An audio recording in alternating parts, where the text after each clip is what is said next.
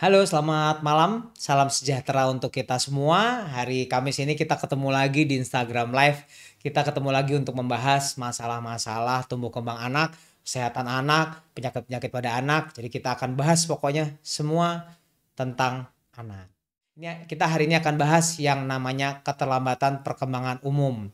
Dulu ada yang bilang keterlambatan perkembangan menyeluruh. Bahasa Inggrisnya Global Developmental Delay atau GDD ya. Jadi nanti sering deh kalau yang anaknya ada masalah terlambat perkembangan, lihat di bukunya nanti dokternya akan diagnosis GDD gitu ya. Nah, itu singkatan dari Global Developmental Delay. Atau uh, misalnya kita suka sering kalau kita tulis keterlambatan perkembangan umum, suka pada bertanya-tanya, itu apa sih gitu. Ya, kalau Global Developmental Delay kayaknya nggak banyak nanya deh. Soalnya karena sudah kelihatan kayak oh ya udah terlambat perkembangan gitu. Tapi sebetulnya apa sih Global Developmental Delay? Oke, yuk kita bahas ya tentang Global Developmental Delay atau keterlambatan perkembangan umum. Nah, orang tua harus tahu bahwa sebenarnya walaupun kayaknya banyak banget nih sebenarnya yang dibilang GDD, tapi sebetulnya definisinya harus jelas dulu. GDD adalah keterlambatan signifikan, harus signifikan nih ya, jadi harus ada jelas terlambat, jadi bukan yang terlambat tipis deh gitu, nggak gitu, harus ada keterlambatan yang signifikan pada lebih atau sama dengan dua ranah perkembangan. Emang ranah perkembangan apa aja? Ranah perkembangan itu adalah ada motor kasar, motorik halus, ada sosial sama bahasa ya.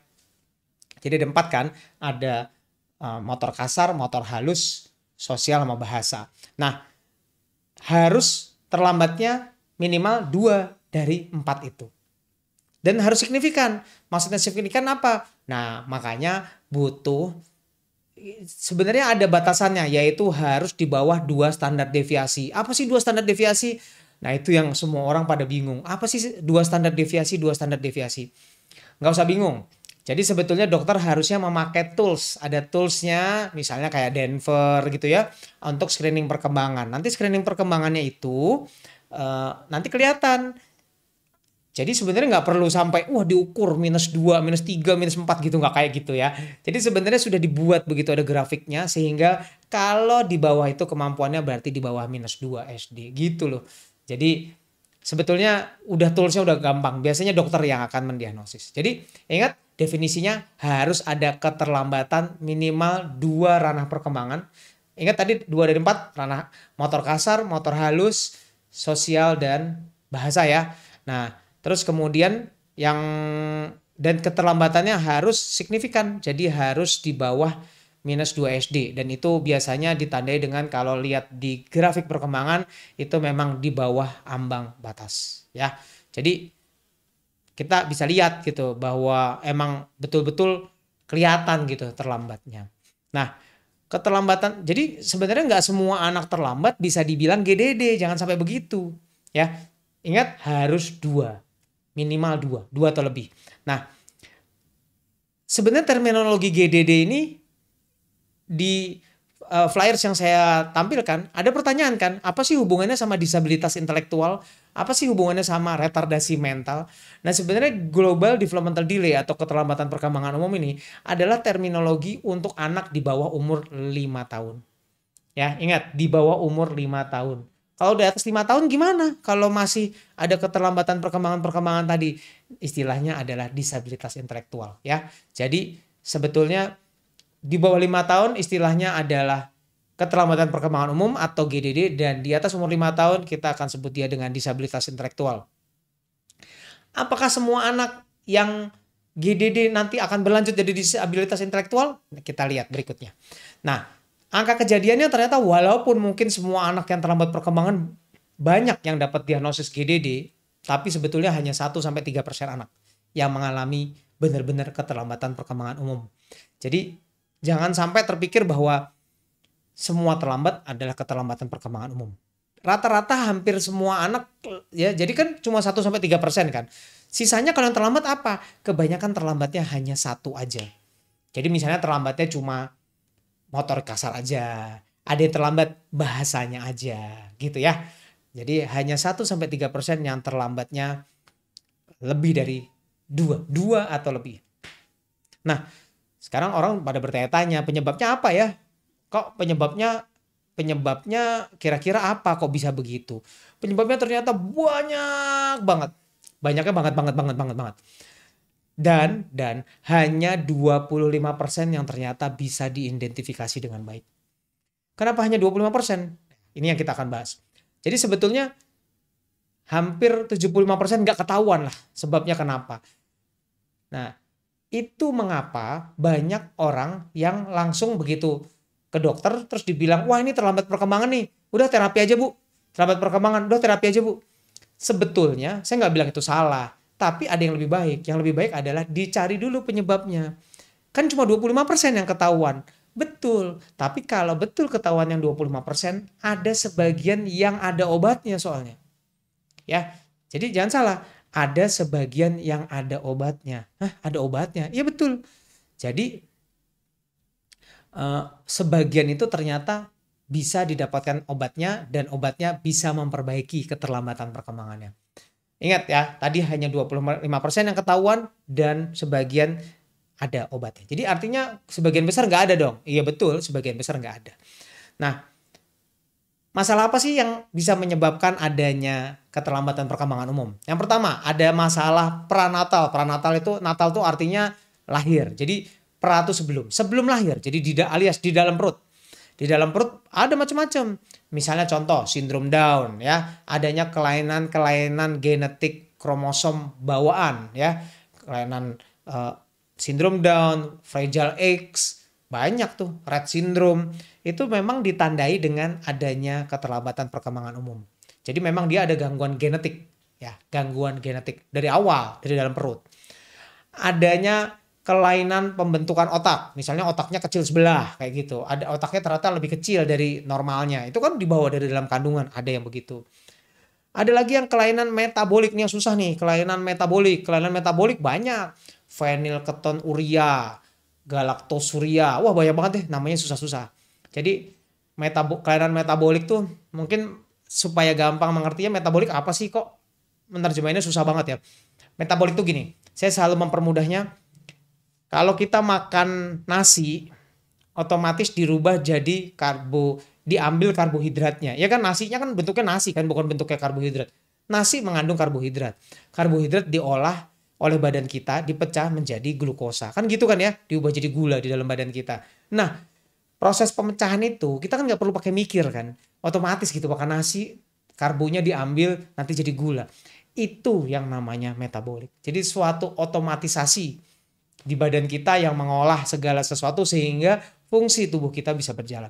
Nah, ternyata ada gangguan-gangguan yang kalau keganggu betul bisa nyebabin keterlambatan perkembangan umum juga. Tuh ya, jadi sebenarnya banyak. Itu baru yang pranatal.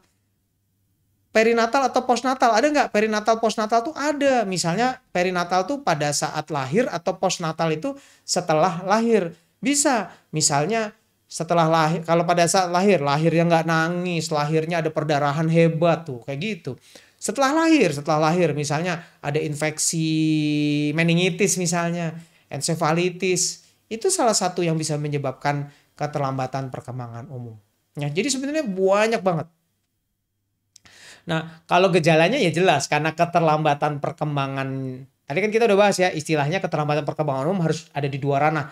Ya berarti tinggal lihat aja, bisa motor kasarnya terlambat, motorik halus terlambat. Misalnya motorik kasar, wah belum guling, oh udah umur 1,5 tahun belum jalan, tuh itu motor kasar. Motor halus misalnya, oh ini kalau ngambil apa sih, yang kecil-kecil biji-bijian gitu nggak bisa tuh sampai umur 1,5 tahun ya kan, misalnya. Bicara, waduh sampai 2 tahun belum mampu merangkai kata. Udah sampai umur 18 bulan dikasih perintah juga belum bisa. Nah, terus kemudian sosial, personal sosial misalnya tidak bisa interaksi dengan orang lain gitu ya. Jadi nggak ada membagi perhatian, nggak bisa interaksi, nggak bisa membagi kesenangan tuh, ya kan? Gitu. Jadi ada keterlambatan. Taunya terlambat, ya udah. Sekarang kan saya selalu bilang udah gampang, tinggal lihat di aplikasi-aplikasi. Contohnya ada Primaku ya, aplikasinya IDAI yang mencantumkan di situ tabel-tabel perkembangan sehingga Anda nggak usah susah-susah lah, tinggal dilihat aja, masukin tanggal lahir anak Anda, langsung udah tinggal diplot, oh ini bisa, ini bisa, ini bisa, ini nggak bisa, udah gitu. Jadi sangat lebih mudah lah sekarang untuk tahu. Jadi kalau diagnosisnya gimana kalau udah tahu? Diagnosisnya sederhana, ya tadi itu cuma tinggal begitu terlambat dua hal, ya udah. Tapi memang ngukurnya harus pakai tools yang tools yang terstandarisasi. Misalnya ada Bailey, ada Denver gitu. Ada, tapi itu dokter yang pakai. Buat para orang tua cukup pakai aplikasi atau standar perkembangan yang bisa dilihat di internet. Habis itu bandingin dah sama anak sendiri. Kalau ada yang terlambat silahkan tolong dibawa. Nanti kita yang menilai. Memang keterlambatannya jauh, lebih dari dua atau lebih, ya sudah. Namanya keterlambatan perkembangan umum. Nah, tadi kita bahas bahwa 25% ternyata bisa ketahuan sebabnya. Itu makanya saya selalu bilang, kalau yang datang ke saya selalu bilang sebaiknya dicari. Sebaiknya dicari kenapa? Saya tahu kalau dicari hanya 25% yang ketahuan. Ada yang bilang 40 lah, 25-40% ketahuan sebabnya.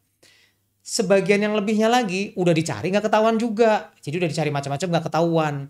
Orang tua rata-rata sering kecewa, ya udah keluar mahal-mahal, udah cek ini itu nggak ketahuan juga. Tapi itu usaha kita, karena kalau betul ketahuan, sebagian ada sebabnya. Nomor satu, salah satu yang harus dicek, yaitu adalah pemeriksaan tiroid. Tiroid itu apa sih? Hormon kelenjar gondok. Ya tuh dia.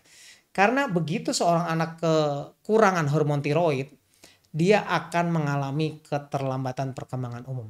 Dan sebetulnya pemeriksaan tiroid ini sudah sangat dianjurkan sebagai screening setiap bayi baru lahir. Ya, jadi kalau Anda punya anak, terus habis itu lahir, ternyata nggak ada pemeriksaan tiroid, namanya thyroid stimulating hormone, jadi TSH. Nah itu kalau nggak dicek dan Anda ada biayanya, maksudnya ada dananya, tolong dicek secara pribadi. Ya, diperiksa pada waktu lahir. Namanya TSH. Itu hampir di seluruh dunia sudah dijadikan standar untuk screening. Jadi screening itu artinya semua bayi dicek. Karena dia akan bisa diatasi dengan baik bila memang dideteksi dan diobati sebelum umur 2 bulan atau umur 3 bulan. Tuh, mepet waktunya. Jadi karena mepet, makanya dari begitu lahir sudah sangat dianjurkan untuk dilakukan pemeriksaan. Ya, namanya pemeriksaan TSH. Itu waktu lahir. Kalau udah besar nanti kita bahas. Kalau memang ketahuannya udah gede gimana nanti ya. Nah, yang paling gampang ya. Jadi tadi semua anak yang ada keterlambatan perkembangan umum sebaiknya diperiksa tiroid. Terus kedua, perlu periksa metabolik gak? Kan tadi kan sebagian ternyata metabolik. Di antara total 100% yang tadi keterlambatan perkembangan umum, ada yang perlu cek metabolik gak? Tepatnya ada. Tapi sebetulnya nggak semua. Karena metabolik ini bukan suatu yang rutin. Jadi biasanya kita akan lihat-lihat kira-kira butuh atau enggak. Nah, sekarang yang penting lagi sebetulnya apa? Cek metabolik tadi kalau ada kira-kira ke arah sana aja. Nanti kita kasih petunjuk kayak apa. Tes genetik kayak sindrom Down segala tadi. Perlu nggak? Perlu kalau kita ada petunjuk ke arah sana. Jadi sebetulnya hanya tiroid yang betul-betul diperiksa di awal. Yang lainnya sesuai dengan kebutuhan. Kita cek tadi si metabolik, genetik.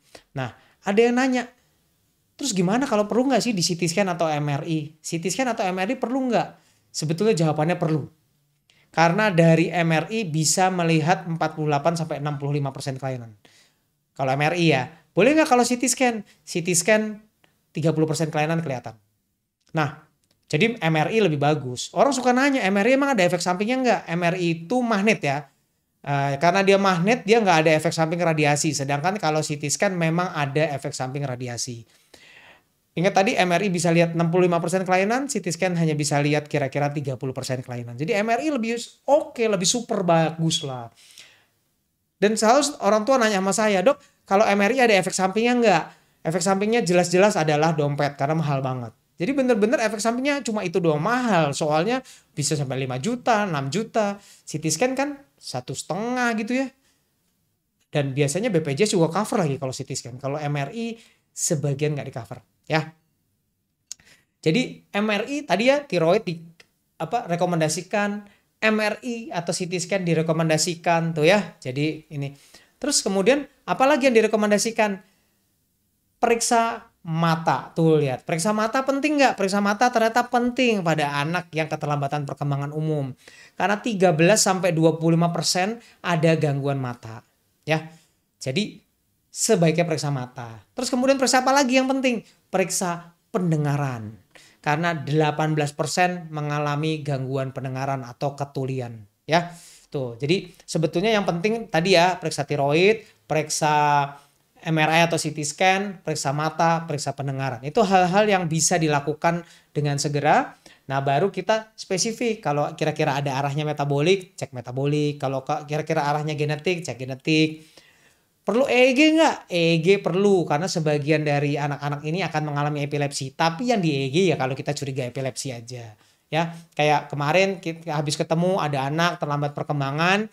Terus saya cuma nanya aja sebenarnya, ini sering nggak sih bengong-bengong apa kaget-kaget? Orang tuanya langsung bilang, oh iya dok emang sering kaget-kaget. Nah udah mulai curiga tuh, kaget-kaget.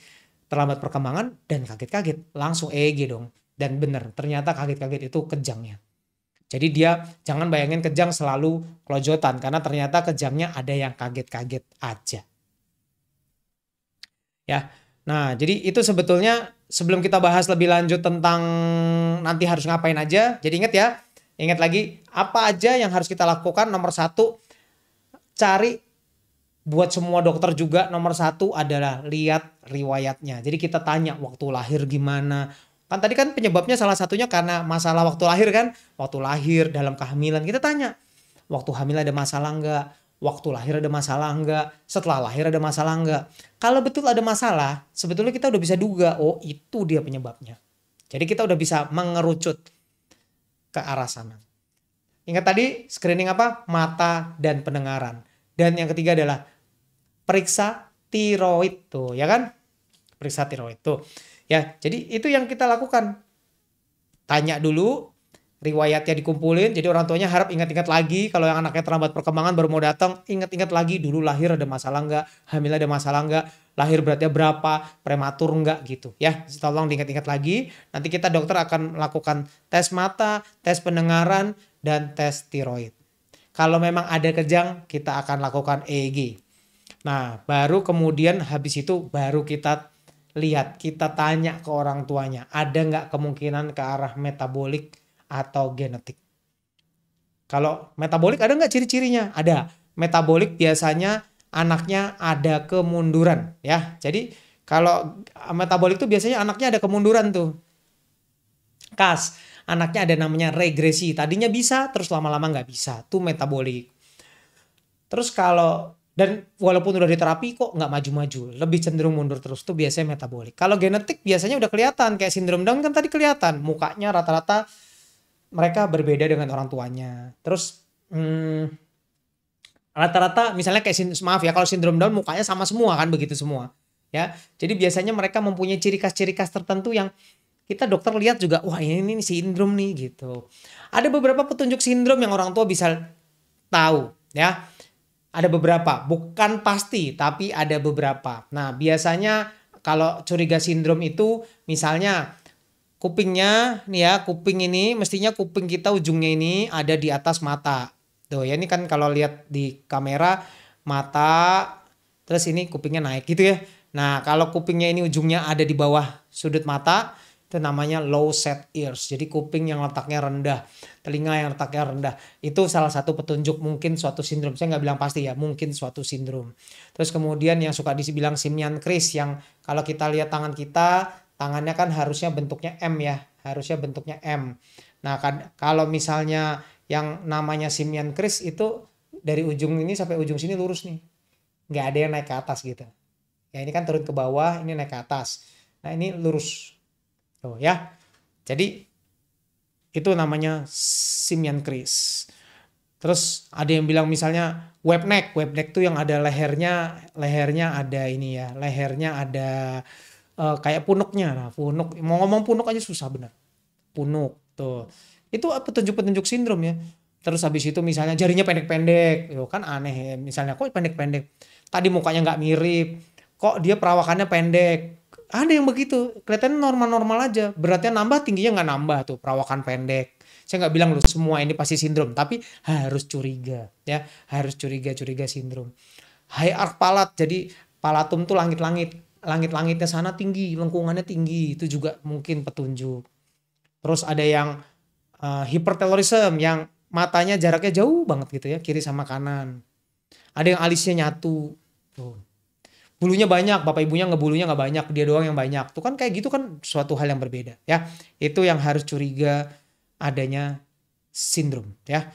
Jadi saya nggak bilang itu pasti sindrom, tapi harus curiga. Kalau udah bener begitu, ya kita mau nggak mau harus cek lah ke arah metabolik mana.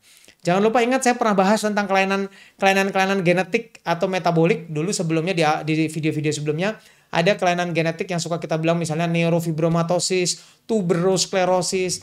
Itu ditandai dengan adanya bercak-bercak ya. Adanya bercak-bercak di badan. Jadi kalau ada anak yang punya bercak putih kayak panu, dari lahir ada, atau muncul belakangan yang muncul-muncul di badan gitu ya, tolong dibawa kontrol. Nanti kita lihat itu kelainan genetik atau bukan. Begitu pula punya tanda lahir warnanya hitam, bukan teh lalat loh. Warnanya, bentuknya kayak pulau, warnanya hitam, keabu-abuan itu kita bilang cafe ole. Kalau cafe ole lebih dari 5 di badan atau suatu hari muncul yang baru-baru, kok ada tanda lalat baru banyak banget ya. Nah, tolong dibawa. Itu juga suatu tanda-tanda kelainan genetik yang biasanya ada hubungan sama si keterlambatan perkembangan umum. Kalau udah ada pakai begitu, ya kita akan periksa ini. Kita akan periksa-periksa ke arah metabolik atau genetik. Ya, jadi udah jelas ya bahwa sebetulnya yang perlu dilakukan periksa mata, telinga, tiroid. Kita akan tanya-tanya, kita akan tanya jawab tentang riwayatnya selama hamil, selama lahir, dan memang kita sangat mempertimbangkan untuk dilakukan pemeriksaan MRI atau CT scan. Tuh ya. Nah, kalau secara fisik anaknya ada nggak sih secara fisik ya? Secara fisik ada nggak sih kelainan yang bisa kita lihat gitu? Ya secara fisik yang kita lihat cuma perkembangannya terlambat aja. Tapi kalau diperiksa, saya selalu bilang biasanya paling sering ya, bukan selalu, paling sering akan kita temukan yang namanya hipotonia. Hipotonia tuh lemes gitu. Nah ini akan membedakan dengan cerebral palsy. Kalau cerebral palsy kebanyakan kaku. Sedangkan kalau si keterlambatan perkembangan umum kebanyakan lemes. Biasanya kalau kita gendong, ya ini yang siapa ya? Oke, ini yang cewek, ini yang namanya pet-pet. Ya ini mainan anak saya dulu waktu kecil. Biasanya kalau digendong begini, biasanya dia merosot dia. Jadi semua bayi kalau kita gendong gini ya, kalau kita gendong gini lihat nih, tangannya kebuka. Kalau begini mah pasti nahan dong. Ini tangannya dibuka ya, tangannya dibuka ke arah depan ya. Kita lihat nih. Kalau kita buka ke arah depan begini, tangannya buka.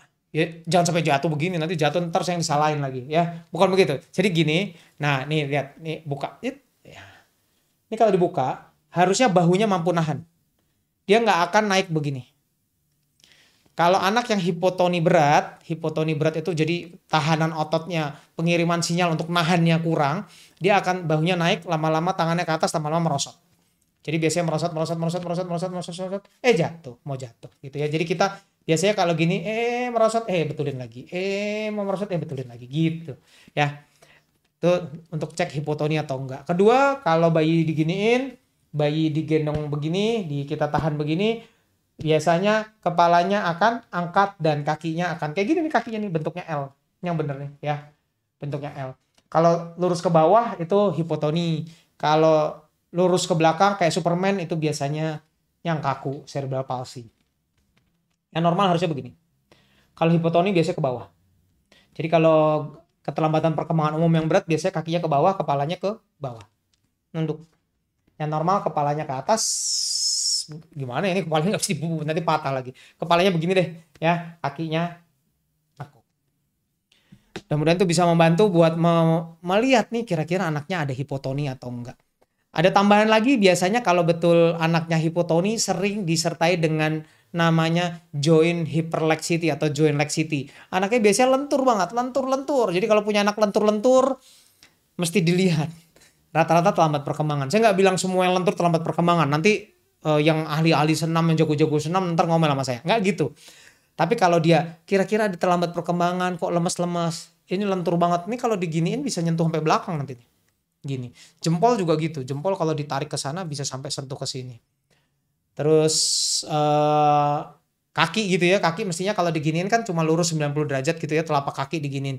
Ini bisa loh sampai begitu. Nah, ya itu contoh-contoh yang menunjukkan bahwa kemungkinan besar adanya pengiriman sinyal ke otot yang kurang baik sehingga dia tidak mampu menahan dengan baik. Kan mestinya nahan gitu. Ini nggak nahan nih, terus lanjut. Nah, jadi kalau udah kayak begitu, ya wes, tolong dibawa. Artinya kemungkinan besar memang ada terlambat perkembangan. Ya. Nah, sebelum tanya jawab, saya mau selesaiin sekalian aja deh. Jadi nanti kita habis ini tinggal tanya jawab. Kalau udah begitu, harus ngapain, ya kan? Nah, terus kok kalau udah gitu kita harus ngapain nih? Nah, jadi begitu kita tahu penyebabnya apa, dia harus ditangani sesuai penyebabnya. Misalnya tadi gak ada gangguan tiroid, ya dikasih dong hormon tiroid. Kalau dia ternyata ada gangguan metabolik, sebagian ada loh obatnya. Dan sebagian ada yang membaik dengan diet-diet tertentu. Itu yang jago nanti dokter bagian gizi metabolik tuh. Ada banyak ya dokter gizi metabolik, dokter Clara, Prof. Damayanti, mungkin sebagian udah tahu lah. Nah, jadi nanti akan ada pemeriksaan lanjutan lagi dan apa yang harus dilakukan kalau ada kelainan metabolik. Kalau kelainan genetik, misalnya kayak sindrom Down, misalnya contoh. Jadi sebenarnya ada tujuannya kita tahu. Tadi sebagian ada obatnya, kayak tuh hormon tiroid, dikasih dong hormon tiroid. Terus kemudian kalau misalnya tadi gangguan metabolik, ada obatnya, ada yang sebagian ada dietnya, tuh ya kan. Jadi artinya penting loh kalau nggak dan kalau nggak diobatin, kalau nggak diatasi, di terapi ya nggak membaik karena penyebabnya nggak diberesin atau kalau membaik kurang signifikan gitu ya, atau malah menurun. Kalau genetik tadi kayak sindrom Down, biasanya tujuannya adalah melihat misalnya kayak sindrom Down. Kan kita tahu anak sindrom Down sering tiroidnya terganggu, sering disertai ada kelainan jantung bawaan misalnya. Jadi harus dicari. Begitu kita tahu ini kayak sindrom Down deh, dicek, oh bener sindrom Down. Langsung cek tiroidnya, cek jantungnya. Jangan-jangan ada kebocoran jantung yang nggak kedeteksi selama ini. Sampai lewat-lewat aja dan itu mengganggu perkembangan gitu ya. Jadi kita tujuannya tahu sebabnya sebenarnya ya lebih ke kalau ada yang bisa ditangani ya ayo cepet ditangani. Nah, tata laksananya selain itu, kalau yang nggak ada, yang misalnya, oh nggak ada apa-apa ya, nggak ketemu apa-apa, ini termasuklah yang 75% nggak tahu sebabnya apa, ya wes, kita akan atasi. Nah, ini butuh multidisiplin. Multidisiplin itu maksudnya gini, jadi yang membantu harus banyak, karena memang masalahnya bisa banyak. Nah, biasanya di rata-rata kalau terlambat jalan, kita akan lakukan fisioterapi. Kalau dia fisioterapi itu penting karena kita mau membuat dia bisa mandiri, bisa jalan sendiri, bisa lari, bisa duduk. Pokoknya urusannya ke arah motorik. Fisioterapi. Terus kemudian kita akan lakukan terapi wicara. Terapi wicara juga penting karena untuk nguatin otot mulut, latih ngomong. Nah, pada keterlambatan perkembangan umum ini atau global developmental delay, rata-rata kalau tadi kan sebenarnya definisinya lebih dari 2 kan. Kenyataannya sebenarnya dia akan terlambat semua. Jadi sebetulnya kayak off the recordnya gitu deh ya. Jadi sebetulnya kalau dilihat baik-baik, sebenarnya semuanya terlambat. Jadi biasanya motoriknya telat, si bicaranya telat, bicara ekspresif, bicara reseptifnya juga telat, sosialnya juga telat, dan biasanya setara semua. Misalnya dia umurnya 2 tahun, perkembangan jalannya kayak umur 1 tahun. Nanti perkembangan ngomongnya ya juga kayak anak umur 1 tahun. Perkembangan sosialnya ya juga kayak anak umur 1 tahun gitu. Jadi dia selalu setara dan ketinggalan gitu terus ya. Jadi dia ketinggalan nih normalnya segini, dia ada di bawah sini. Nah itu yang suka kita bilang keterlambatan perkembangan umum atau GDD. Makanya terapinya juga semua langsung. Nggak perlu satu-satu. Jadi langsung fisioterapi. Buat ini dong. Buat nguatin otot-ototnya. Sensor integrasi biar di kontak sosialnya lebih baik. Terapi bicara langsung. Untuk dia bisa latihan otot mulut, latihan ngomong, bisa berkomunikasi secara verbal maupun non verbal tuh, ya kan? Jadi langsung sejalan semua. Jangan lupa anak yang GDD ini masalah kesehatan juga banyak. Dia sering mengalami sembelit. Karena kan tadi kan pengiriman sinyal otot-ototnya kan kurang baik ya. Ingat nggak tadi yang lemes-lemes tadi? Karena pengiriman sinyal ototnya kurang bagus, artinya otot perutnya kurang bagus, sering sembelit. Otot menelannya kurang bagus, sering keselak. Otot parunya kurang bagus, kalau batuk lama, kalau sering terjadi pneumonia, paru-paru basah tuh. Masalah-masalah yang harus diatasi, kalau enggak dia akan mengalami kesulitan untuk nyusul. Ya, ada nggak sih masalah kesehatan lain yang misalnya masalah kesehatan mental yang bisa terjadi bersamaan dengan keterlambatan perkembangan umum? Ada. Jadi keterlambatan perkembangan umum ini bisa disertai dengan hiperaktivitas, bisa disertai dengan perilaku autistik. Tuh, jadi bisa dia anak. Ada yang pernah ke saya kan saya bilang, oh ini sebenarnya GDD nih dengan perilaku autis. Dia bukan autis murni. Itu dia. Jadi dia keterlambatan perkembangan di suatu hal, semua hal, tapi perilaku autistiknya dominan. Jadi GDD atau keterlambatan perkembangan umum dengan autisme atau dengan perilaku autistik. Ada yang dengan perilaku stereotipik diulang-ulang doang. Jadi bukan autis ya, tapi cuma diulang-ulang doang, begini-begini terus, jejer-jejerin mainan terus. Ada yang dengan ADHD terlambat perkembangan tapi nggak bisa diem, ada, gitu ya. Ada yang perilaku oposisional, selalu ngelawan, ya kan? Ada conduct disorder, selalu melakukan hal-hal yang nggak baik, agresi, depresi, itu hal-hal yang bisa terjadi. Makanya saya bilang ini semua multidisiplin. Karena masalahnya apa? Susul. Masalahnya apa? Susul. Masalahnya apa? Susul. Goal kita, nah secara teori keterlambatannya nih kalau ada di orang lain segini, anak GDD ada di sini, rata-rata seumur hidupnya, saya nggak bilang pasti ya, rata-rata seumur hidupnya ternyata sangat sulit untuk bisa menggapai ke level normal. Tapi itu goal kita. Jadi kita nggak mau dia ketinggalan makin lama makin jauh, ya kan? Makin lama orang udah makin naik, dia segitu-segitu aja. Itu yang kita nggak mau. Kalaupun dia ketinggalan, kita selalu berusaha mendekat gitu ya. Tuh, lama-lama makin bagus dong. Jadi itu sebenarnya goal kita. Dan pada akhirnya goalnya adalah dia tuh mandiri. Nah, dia tuh mandiri. Sehingga dia bisa sekolah, dia bisa aktivitas sendiri, pakai baju sendiri, makan sendiri, kayak gitu dong ya. Jadi goalnya nanti adalah dia seperti anak lainnya. Ya, nah itu dia tentang keterlambatan perkembangan umum atau GDD. Oke, coba ya sekarang mau coba tanya jawab. Sebelum tanya jawab saya minum dulu ya, udah mulai.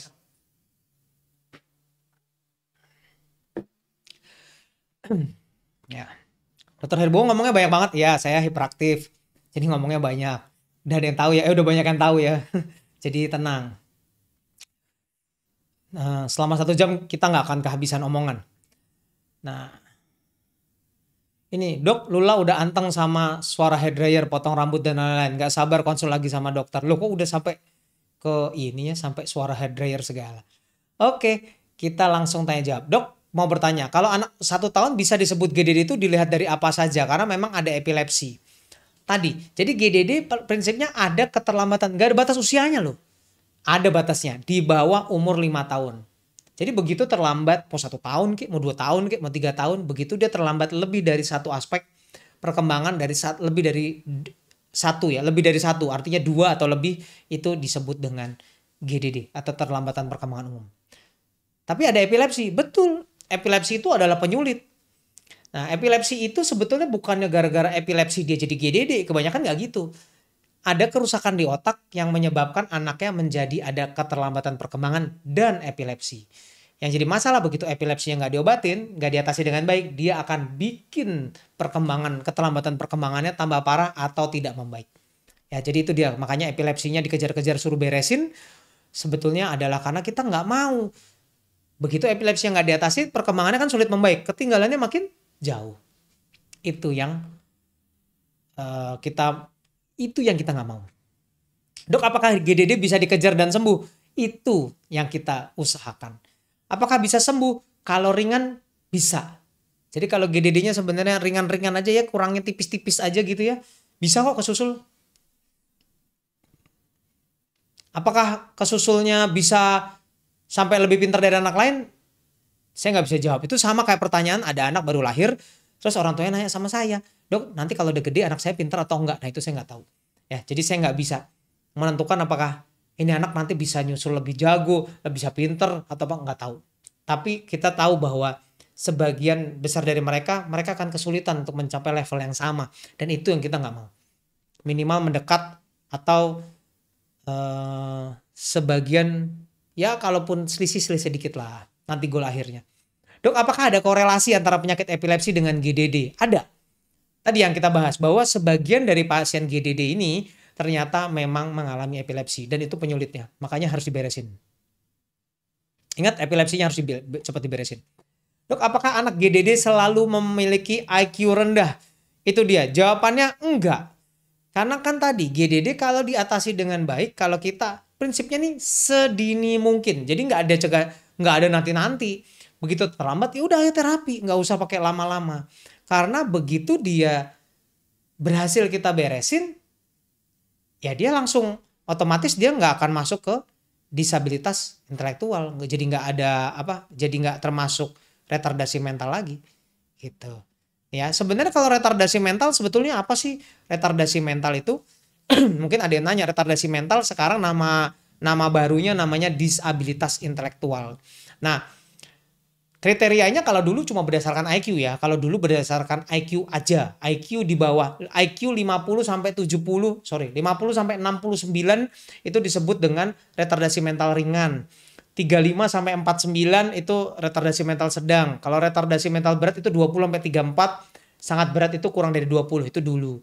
Kalau sekarang lebih ke kriteria yang pakai namanya DSM-5, kriteria untuk retardasi mental sedikit agak dirubah jadi juga memakai penilaian perilaku adaptif.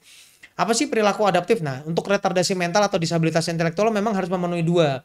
Jadi adanya kesulitan atau gangguan dalam fungsi intelektual itu tadi yang pakai IQ ya, termasuk pemecahan masalah, perencanaan, pemikiran abstrak, penilaian, itu kan yang dinilai dari tes IQ ya. Itu yang lama. Tapi itu termasuk penilaian termasuk yang baru. Tapi kedua, ada tambahan lagi yaitu adanya masalah dalam fungsi adaptif yang menyebabkan kegagalan dalam memenuhi standar perkembangan dan sosiokultural untuk kemandirian pribadi itu ya. Ada masalah kemandirian dan tanggung jawab sosial. Jadi itu juga dinilai. Maksudnya bisa nggak komunikasi dengan orang lain, bisa nggak beraktivitas dengan sehari-hari, bisa nggak berpartisipasi sosial dengan orang lain, bisa nggak hidup mandiri, itu yang dinilai juga untuk menentukan seorang anak ini memang retardasi mental atau disabilitas intelektual atau enggak, yang baru ya. Nah, apakah semuanya ke sana? Enggak jawabannya. Dan itulah tujuan dari terapi. Ya, tujuan dari terapi yang kita berusaha lakukan. Nanti di akhir saya akan kasih tahu apa tanda-tandanya seorang anak akan retardasi, apakah tanda-tandanya ini akan bagus. Nanti di akhir saya akan kasih tahu.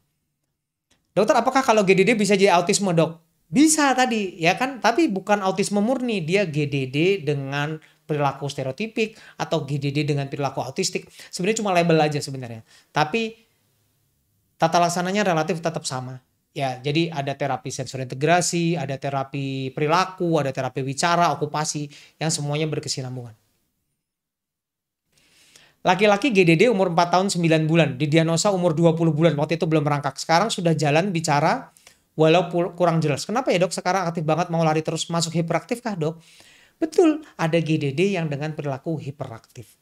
Jadi kalau memang dia pada usia-usia sekolah ternyata mengalami kesulitan untuk duduk diam walaupun udah terapi, ya udah terapi, Dok, udah terapi SI, udah terapi perilaku, okupasi, udah terapi nih semua nih terapi. Tapi kok masih nggak mau diam aja? Nah, nanti kita akan bantu dengan obat. Cara ngobatinnya sama kok dengan anak yang hiperaktif, ya. Tapi dia sebenarnya nggak bisa untuk dibilang ADHD murni karena dia ada keterlambatan perkembangan umum sebelumnya. Dok, kalau anak sering jinjit apakah itu gejala autis? Belum tentu ya. Tapi mesti hati-hati. Dok, kalau saya mau konsul lebih dalam soal ini mesti ke psikiater anak, dokter SPA, konsultan tumbuh kembang, boleh kemana aja. Bahkan kalau Anda ada di daerah-daerah yang terpencil, ke dokter anak pun bisa, ke dokter umum juga bisa. Tapi kalau di kota besar memang yang biasa menangani ini keterlambatan umum ini biasanya dokter saraf anak sama dokter tumbuh kembang. Dokter spesialis anak yang konsultan saraf anak sama konsultan tumbuh kembang. Psikiater bisa. Ya, jadi Ke psikiater juga bisa, tapi memang saya nggak bilang psikiater nggak bisa loh. Saya juga nggak nyuruh-nyuruh harus ke dokter saraf anak. Tapi memang untuk ranah ini sebetulnya yang pegang masih saraf anak dan tumbuh kembang anak. Dok, apakah diagnosa ASD autis termasuk dalam GDD? Enggak. Jadi bukan gitu. Jadi maksudnya GDD ada yang disertai perilaku autistik. Tapi kalau ditanya diagnosanya autis dong. Sebetulnya secara teori enggak. Karena ada gangguan yang lebih besar dibandingin autisnya. Dok, untuk kasus anak keterlambatan bicara apakah harus tes BERA? Ya tadi kalau keterlambatan perkembangannya umum, iya harusnya tes BERA. Ya, tes BERA itu tes pendengaran. Kalau keterlambatan perkembangan umum. Kalau keterlambatan perkembangannya bicara doang gimana? Tergantung sih, nggak semua. Kan di minggu lalu kita udah bahas. Terlambat tuh bisa dari sosialnya, bisa dari interaksinya, bisa dari pembentukan bahasa, tergantung yang mana. By the way ada clue sedikit. Biasanya kalau anak yang gangguan pendengaran, biasanya kalau kita setelin yang ada dua nih.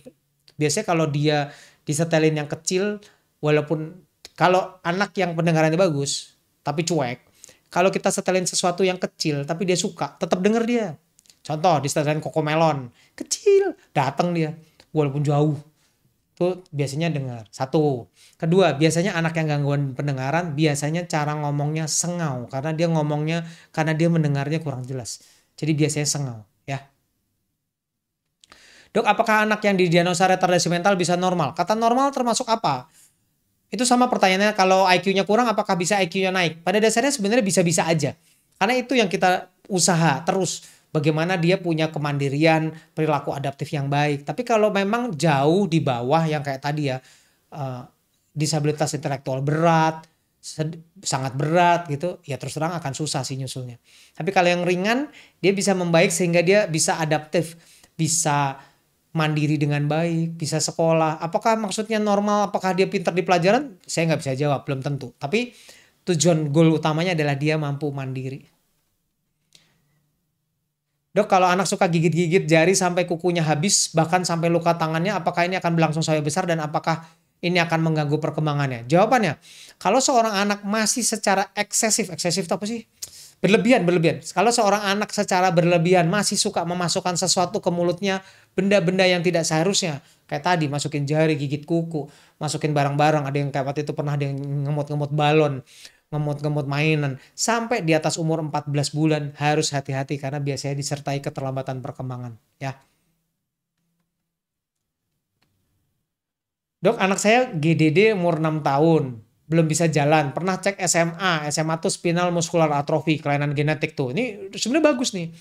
Dia ada GDD yang nggak baik-baik sampai umur 6 tahun, akhirnya dicari ke arah genetik tapi nggak ketemu. MRI bagus, hanya volume sedikit kecil. Apa ada saran dok untuk pengecekan yang lain? Saat ini masih fisio NSI. Kalau menurut saya terapinya udah betul. Ada perlu pengecekan lain nggak? Secara ideal ya kayak tadi, mestinya ada cek tiroid, ada cek MRI tadi udah ya. Terus habis itu kemudian ya kita cek ke arah metabolik atau genetik. Cuma di Indonesia nih metabolik sama genetik susah sih masalahnya. Udah gitu mahalnya nggak ampun-ampun. Bisa habis 15 sampai 50 juta. Kalau kelainan yang kita spesifik mungkin sekitar 15. 5 sampai 15. Kalau kelainan yang nggak spesifik jadi kita tebak-tebak gitu ya. Mungkin di 40 sampai 50.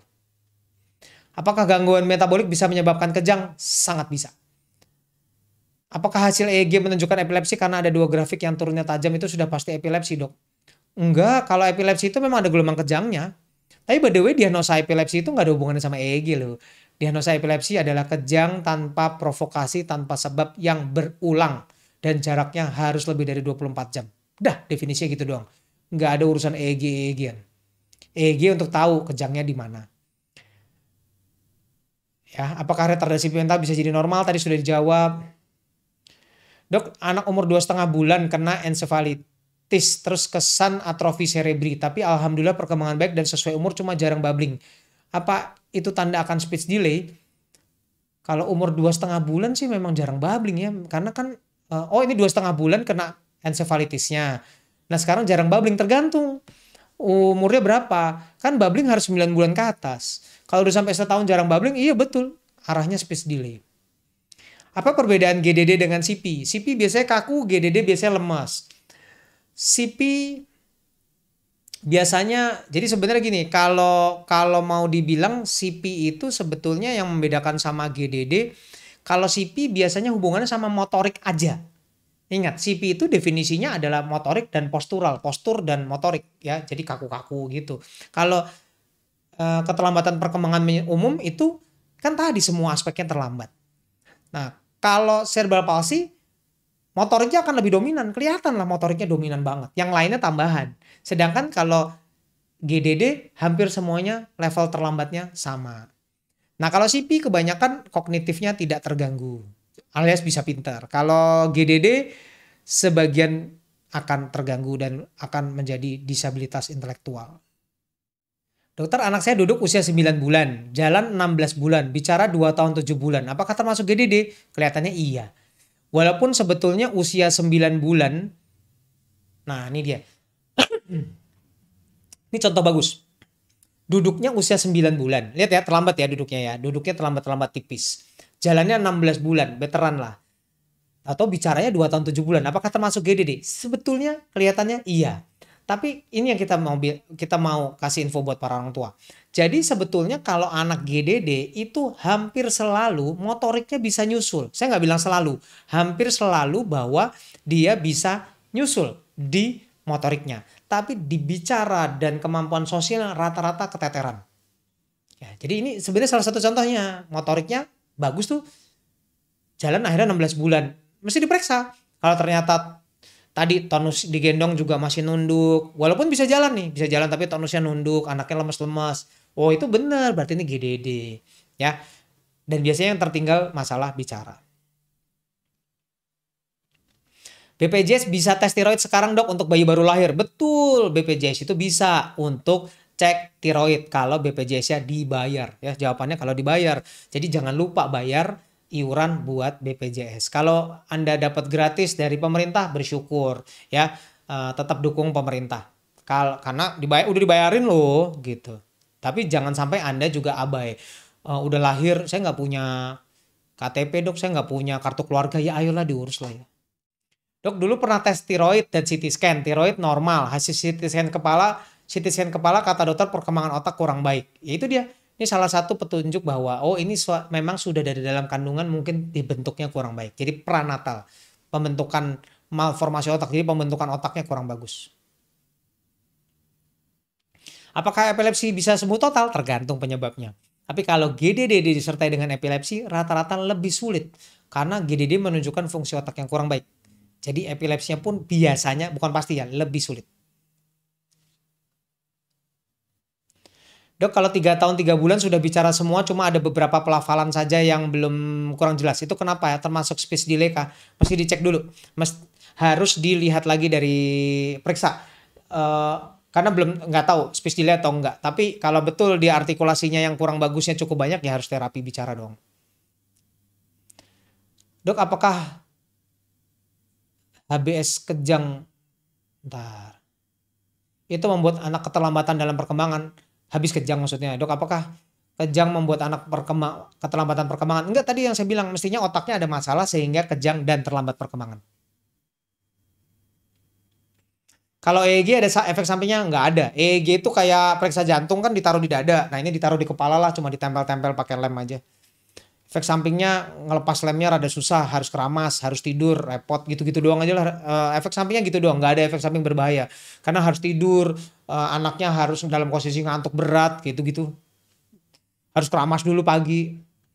Ya, kalau sudah umur 32 bulan dan belum pernah periksa tiroid, apakah masih perlu periksa dok? Nah ini pertanyaan bagus nih.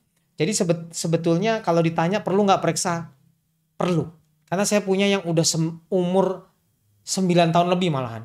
Begitu datang aja saya lihat ini harusnya tiroidnya keganggu nih, tapi belum pernah periksa loh. Jadi benar-benar diterapi saja terus. Jadi nggak pernah dicek tiroid sama sekali. Padahal udah kelihatan gitu. Kalau tiroid maaf ya, secara teori harusnya terlihat kalau dari kecil. Biasanya kalau hipotiroid, tiroidnya rendah dan cukup berat, biasanya udelnya tuh bodong. Anaknya mukanya kelihatan kayak orang mukanya turun gini. Biasanya mulutnya suka orang bilang melongoh gitu, mulutnya kebuka dan lidahnya besar, lidahnya cenderung keluar. Ya, jadi kelihatan. Jadi apakah perlu periksa? Kalau saya sih saran akan periksa. Tapi kalau udah 32 bulan saya akan selalu tanya sih sama orang tuanya. Menurut orang tuanya membaik sama aja apa memburuk? Kalau membaik kelihatan dok signifikan membaiknya, nggak usah cek lah. Kalau dia hipotiroid biasanya dia akan tetap atau memburuk. Atau naiknya kurang bagus lah. Membaik tapi dikit gitu. Ya itu harus cek tiroid. By the way kayak tadi tuh umur 6 tahun kok belum bisa jalan. Padahal udah terapi udah lama. Coba cek tiroidnya. Saya nggak bilang pasti loh, tapi kan at least kita cari kenapa. 18 bulan belum bisa ngomong apa ada kelainan metabolik atau apa dok. Nggak tahu mesti cek dulu. Tapi kalau cuma kelainannya bicara harusnya nggak ada hubungannya metabolik. Kalau metabolik kelainannya semua. Metabolik itu pemeriksaan kayak gimana dok sih? Apakah tes darah? Yes. Kalau baik metabolik dan genetik itu ceknya cek darah. Cuma kalau metabolik banyak ada cek amoniak dalam darah begitu-begitu ya. Kalau cek genetik enggak, gennya yang dicek. Dok kalau MRI pada anak umur 2 tahun apa perlu dibius? Iya, karena harus dibius. Kalau enggak anaknya gerak terus. Dia mah cuma goyang dikit aja gambarnya jadi jelek. Dok anak saya baru tes OAE, bagus hasilnya. Apa harus tes BERA juga kalau hasil OAE-nya normal? Sebetulnya idealnya iya. Harusnya ceknya OAE dan BERA. Ya, karena fungsinya beda. Dok, kalau anak kelas 1 SD belum bisa baca dan bersosialisasi dengan baik dengan temannya, apakah bisa dikatakan GDD? Nah, itu mesti dilihat dulu tuh. Tapi kalau udah kayak begini ya, udah telanjur, udah kelas 1 SD, belum bisa baca dan bersosialisasi dengan baik, kan berarti ada intelijensi yang mungkin kurang baik dan perilaku adaptif bersosialisasi yang kurang baik. Artinya hati-hati, tolong dites IQ, karena ada kemungkinan takutnya IQ-nya kurang baik. Dok kalau lagi hamil buat ngecek janinnya sindrom Down atau ASD ada harus cek apa saja dok? Ada NPT test itu ya yang tes dikirim yang diperiksa untuk tahu gen-gen gitu ada sebetulnya. Tapi kan gennya banyak banget ya mungkin belum 100% yang kita bisa periksa. Jadi nggak bisa semuanya. Dok termasuk ukur lingkar kepala juga nggak sih? Ukur lingkar kepala sangat penting. Jadi ukur lingkar kepala ini, nah GDD ini kepalanya ada yang gede, ada yang kecil, ada yang normal. Jadi kita nggak bisa bilang bahwa oh kalau GDD lingkar kepalanya pasti kecil, nggak bisa. Ada yang kecil, ada yang sedang, ada yang normal, ada yang besar. Sedang nggak ada sih, cuma kecil, besar, normal. Tapi pada dasarnya memang harus hati-hati. Kalau yang kecil artinya kan otaknya juga kecil. Jadi harus dilihat ya dalamnya kenapa. Oke, dok. Nah oke, ini karena waktunya udah tinggal 5 menit, saya akan bahas sedikit tentang apa yang nah, tadi kan kita udah bahas ya apa yang harus dilakukan. Nah, sekarang kalau anaknya udah telanjur gede. Tadi kan kalau anak yang masih kecil, fisioterapi, terapi okupasi, terapi bicara, terapi perilaku. Nah, pada yang usia besar gimana? Nah, kalau yang usia besar di 6 tahun ke atas, yang paling penting adalah bagaimana dia bisa mengikuti sekolah dengan baik. Jadi artinya kita tetap balik lagi, lihat bicaranya masalah enggak, nulisnya masalah enggak, motoriknya masalah enggak. Kalau betul masih masalah, tetap fisioterapi, okupasi, bicara, lanjut terus. Ya, nggak usah diberhentikan, nggak ada. Tapi kan udah gede, nggak ada, tetap lanjut. Kalau ada gangguan bicara, atasi segala gangguan bicaranya. Tadi kalau ada ADHD, kalau anaknya udah besar, nggak bisa diem, GDD yang nggak bisa diam, kita kasih obat. Jadi kita udah mulai pertimbangkan nih untuk obat pada usia 6 tahun ke atas. Kalau ada perilaku-perilaku yang melawan, perilaku yang menyakiti orang lain, sama. Kita sudah mulai bantu dengan obat. Karena harusnya perilaku-perilaku itu sudah kita usahakan untuk hilang dengan terapi-terapi yang dilakukan sebelum umur 6 tahun. Kalau udah umur 6 tahun masih ada, biasanya kita akan bantu dengan obat-obatan. Nah terus kemudian sekolah juga harus tahu karena kita harus sekolah juga membantu anaknya untuk bisa melewati dan mengajarkan kemandirian tuh itu dia. Nah, kalau anaknya udah gede banget gimana yang 13 sampai 21 tahun? 21 mah bukan anak-anak ya, 13 sampai 18 lah. Itu gimana? Apa yang harus dilakukan? Goalnya adalah kemandirian ya. Jadi goalnya adalah kemandirian di mana mereka bisa karena kalau bener dia yang ringan dan bagus sebelum masuk usia SD dia biasanya udah kesusul. Sedangkan kalau memang sampai SD nggak kesusul, apalagi sampai usia remaja nggak kesusul, ya udah kita goalnya adalah dengan kemandirian. Hati-hati mereka juga biasanya akan mengalami kesulitan dalam kan dia harus transisi ya sekolah dasar, sekolah menengah, sekolah tinggi. Nah itu transisi itu nggak gampang buat mereka. Jadi orang tua butuh panduan khusus, bisa dibantu psikolog, psikiater ya. Makanya ini kompleks sekali GDD ini. Nggak bisa cuma terkotak-kotak. Oh, ya udah deh ngomongnya doang yang dikejar. Oh, yaudah jalannya doang dikejar, nggak gitu. Semua, termasuk nutrisi. Nah, ini saya mau bahas sedikit terakhir bahwa si GDD ini gimana sih buat memperbaiki otaknya? Tadi nomor satu penyebabnya harus dicari. Kalau penyebabnya udah nggak tahu gimana? Ya sudah, dengan apa yang kita punya. Ingat, selalu dimulai dengan apa yang ada. Apa yang ada? Yang ada adalah stimulasi. Jadi kita perbaiki dengan stimulasi. Kita ajak ngobrol, ajak main, fisioterapi, terapi okupasi, terapi-terapi, fisioterapi. Jadi stimulasi itu termasuk terapi-terapi dan gizi yang baik. Tuh ya. Dua hal ini penting sekali nih. Stimulasi dan gizi. Karena stimulasi doang tanpa gizi yang baik, otaknya nggak berkembang. Gizinya bagus, nggak pernah diajarin, juga nggak berkembang. Ya, jadi betul-betul butuh gizi yang baik dan stimulasi yang baik. Itu yang kita punya. Ya kan? Kan kita mulai dari apa yang kita punya. Sekarang kita ngomong terakhir prognosis. Prognosis itu artinya ke depan. Gimana sih anak-anak ini survival itu apa ya? Maaf ya, ngomongnya mungkin buat orang tua agak-agak kayaknya sadis. Apakah mereka bisa hidup panjang? Jawab itu pertanyaannya itu tentang survival. Jawabannya angka harapan hidup anak dengan GDD dengan yang biasa sama persis. Jadi nggak ada hubungan. Wah, dia nanti lebih sakit, nanti dia lebih nggak bisa sembuh kayak gitu, nggak. Semuanya sama-sama aja. Nah, ini ya saya mau kasih tahu, tapi jangan bikin kecil hati ya. Ini cuma petunjuk, bukan bukan sesuatu yang jadi harga mati. Ini adalah petunjuk buat para dokter terutama, sehingga dokter bisa menjelaskan para orang tua. Tapi orang tua boleh tahu. Nomor satu, kalau GDD-nya memang terjadi sudah sangat jelas signifikan di 1 tahun pertama kehidupan, biasanya akan sangat besar hubungannya dengan kesulitan sekolah alias IQ-nya mungkin kurang baik. Ya, jadi kalau GDD-nya jelas banget kelihatan, waduh, sampai umur 1 tahun aja belum guling dok. Tuh, yang kayak gitu jelas dong. Sebelum umur 1 tahun aja udah jelas ketinggalannya. Biasanya hubungannya sama kesulitan sekolah dan IQ-nya kurang baik. Nah, kalau anaknya tadi ingat ya, kalau kan bisa disusul motorik dan motoriknya biasanya kesusul bicaranya yang lebih sulit. Kalau ternyata betul keterlambatan bicaranya signifikan dan sulit disusul, juga biasanya hubungannya dengan disabilitas intelektual alias IQ-nya kurang baik.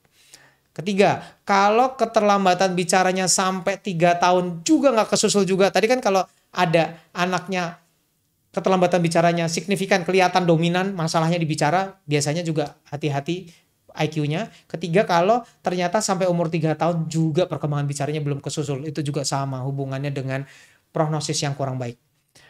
Nah, jadi pada utamanya sebetulnya bagaimana bicara ekspresif itu, bagaimana dia ngomong, bagaimana dia mengungkapkan, dan motorik halus ternyata itu prediktif untuk anak ini bisa jadi baik atau enggak. Jadi kalau motorik halusnya baik, ngomongnya bisa, ekspresifnya bagus, biasanya hasilnya juga bagus. Tuh dia ya. Itu petunjuk buat para orang tua, kira-kira apa sih yang saya hadapi di depan. Nggak usah lihat jauh-jauh, kita lihat aja apa yang ada di depan. Tapi ya kita tetap harus lihat dong ke depan, jauh ke depan.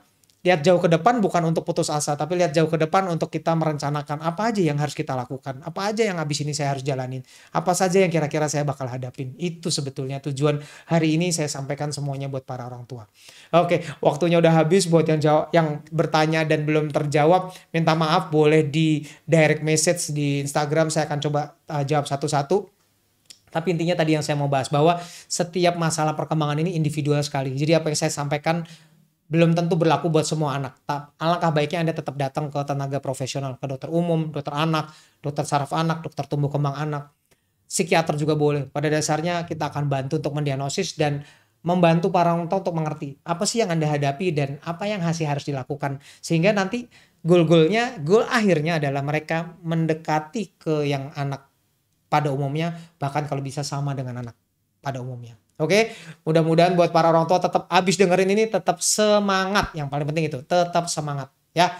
Jangan putus asa, tetap maju, dan ingat, perbaikan sekecil apapun selalu punya arti banyak buat anak Anda dan buat Anda juga. Oke, terima kasih atas perhatiannya. Selamat malam, sampai jumpa minggu depan di Instagram Live berikutnya. Oke, bye-bye.